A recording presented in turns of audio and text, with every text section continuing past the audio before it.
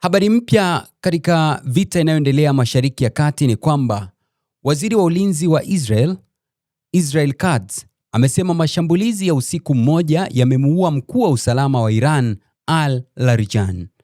Katz amesema vikosi vya Israel pia vilimuua afisa mkuu wa usalama na kamanda wa Basiji Gholamreza Soleiman.